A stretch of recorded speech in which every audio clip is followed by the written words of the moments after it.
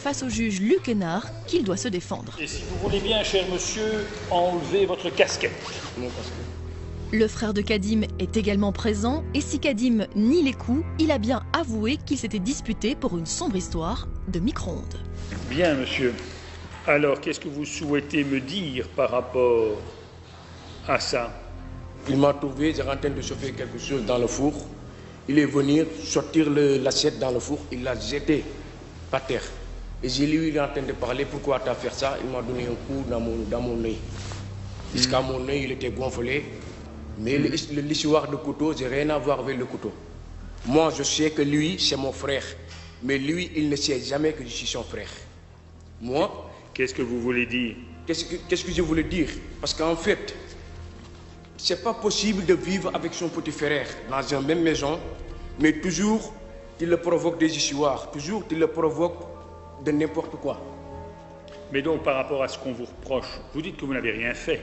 Oui, mes proches, oui. Et ils ont raison. Non, pas vos proches, reproches. Voilà, absolument. Donc vous dites quoi? Moi, que vous n'avez rien fait. Voilà, moi j'ai rien fait. Votre frère va dire, mais... Je n'ai rien fait, je n'ai pas pris le couteau, je n'ai pas créé des histoires, c'est lui qui m'a provoqué. Bien. Et vous, monsieur, quelle est votre version des faits? On a des problèmes de micro-ondes. Oui, ça j'ai vu. Voilà. J'ai vu que je vois que tout a démarré avec un problème de micro-ondes. Je suis venu, j'ai regardé mon micro-ondes, il est sale. À chaque fois, moi je le dis, quand tu mets quelque chose, après il faut nettoyer. Moi j'ai acheté mon micro-ondes à 35 € à Clémenceau. Nickel.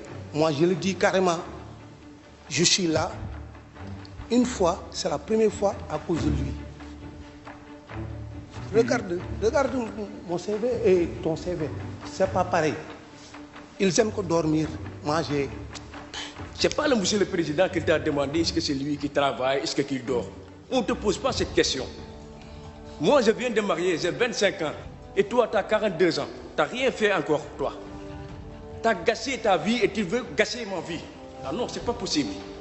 Tu as déjà perdu 42 ans de ta vie. Laisse-moi faire ma vie tranquille. Monsieur, vous avez dit... Je suis vraiment désolé, monsieur.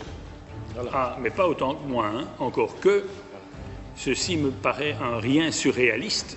Le frère de Kadim n'a donc pas supporté que son micro-ondes soit sale, ce qui a provoqué la bagarre et les coups de couteau. Des coups que nie toujours Kadim. Dans le tribunal, le juge Luc Hénard tente de garder son sérieux.